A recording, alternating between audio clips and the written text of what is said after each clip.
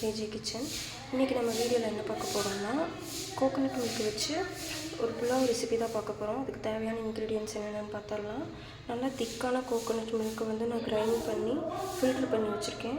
Next வந்து நான் கொஞ்சம் ஸ்பைசஸ் எடுத்து வச்சுருக்கேன். அப்புறம் வந்து க்ரீன் சில்லி 2, அதோடய ஃப்ளேவர் நல்லாயிருக்கும், எனக்கு பிடிக்கும், அதனால் நான் எடுத்து வச்சுருக்கேன். நெக்ஸ்ட்டு வந்து நான் பெரிய வெங்காயம் 2 எடுத்து ஃபைன் பேஸ்ட்டாக அரைக்காமல் இந்த மாதிரி அரைச்சி வச்சுருக்கேன். கூட வந்து சோம்பு ஆட் பண்ணி அரைச்சிருக்கேன். இதோட ஃப்ளேவரும் நல்லாயிருக்கும். அப்புறம் வந்து ஒரு தக்காளி போட்டால் போதும். நான் வந்து அதையும் வந்து குட்டி குட்டியாக சாப் பண்ணி வச்சுருக்கேன். இப்போ நான் ஃப்ரெண்ட்ஸ் வீடியோக்குள்ளே போகலாம். இப்போ நான் வந்து ஸ்டவ் ஆன் பண்ணி குக்கரை மேலே வச்சுட்டேன்.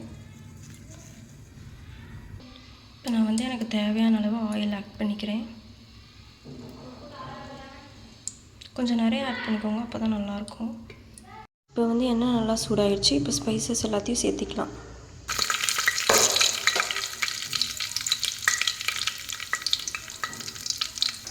ஸ்பைசஸ் நல்லா அதோட ஸ்மெல்லு வரணும், அதுக்கப்புறம் தான் நம்ம வந்து சில்லி ஆட் பண்ணணும். இப்போ ஸ்மெல் எனக்கு வருது நல்லாவே, அதனால் நான் வந்து சில்லி ஆட் பண்ணிக்கிறேன். க்ரீன் சில்லி தான் நல்லாயிருக்கும், அதனால் நான் க்ரீன் சில்லி ஆட் பண்ணிக்கிறேன். அடுத்து வந்து நான் ஆனியன் ஆட் பண்ணிக்கிறேன். அந்த ஆனியன் வந்து நல்ல ஒரு கோல்டன் ப்ரௌன் கலர் வரணும், அது வரைக்கும் நல்லா மிக்ஸ் பண்ணிக்கோங்க, அப்போ தான் நல்லாயிருக்கும். வந்து கோல்டன் ப்ரௌன் கலர் வந்துருச்சு எனக்கு, அதனால் நான் டொமேட்டோ ஆட் பண்ணிக்கிறேன். டொமேட்டோ ஆட் பண்ணிவிட்டு இதை வந்து மிக்ஸ் பண்ணிக்கலாம். சால்ட் ஆட் பண்ணிக்கலாம், அப்போ தான் சீக்கிரம் வேணும். சால்ட் வந்து உங்களுக்கு தேவையான அளவு போட்டுக்கோங்க, நான் எனக்கு தேவையான அளவு போட்டுக்கிறேன்.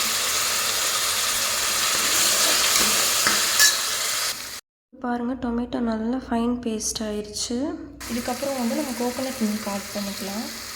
அதுக்கு முன்னாடி நம்ம எந்த டம்ளரில் ரைஸ் வந்து மெஷர் பண்ணமோ அந்த டம்ளர் எடுத்து கோகோனட் மில்க்கை வந்து மெஷர் பண்ணி நம்ம யூஸ் பண்ணிக்கணும். நான் வந்து இந்த கிளாஸில் 1 கிளாஸ் ரைஸ் தான் எடுத்தேன், எனக்கு இது போதும். அந்த மாதிரி எனக்கு கோகோனட் மில்க் வந்து நல்ல திக் கன்சிஸ்டன்சியில் 1.5 கிளாஸ் கிடச்சிது. அதை வந்து நான் இதில் ஆட் பண்ணிக்கிறேன். ஆட் பண்ண உடனே ஆயிலெலாம் நல்லா செப்ரேட் ஆகி வந்தது. இப்போ இதில் வந்து ரைஸ் ஆட் பண்ணிக்கலாம். வந்து உப்பு செக் பண்ணிவிட்டு க்ளோஸ் பண்ணி வச்சிடலாம். நான் செக் பண்ணிட்டேன், எனக்கு வந்து உப்பு கரெக்டாக இருக்குது. இப்போ விசில் விட்டுடலாம். வந்து புலாவ் ரெடி ஆயிடுச்சு. நம்ம எப்படி இருக்குன்னு பார்க்கலாம்.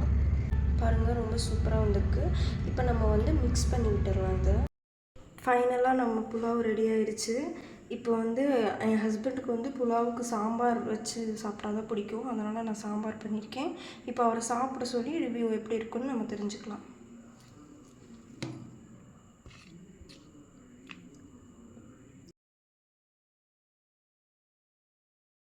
தேங்காய் பால் சாப்பாட்டுக்கும் சாம்பாருக்கும் வேறு லெவல் இருக்குமா, சூப்பர்மா, நல்லா சமைச்சிருக்கு. ஓகே ஃப்ரெண்ட்ஸ், இந்த மாதிரி வீடியோஸ் வேணும்னா கேஜே கிச்சனை லைக், ஷேர், சப்ஸ்கிரைப் பண்ணுங்கள். பாய்.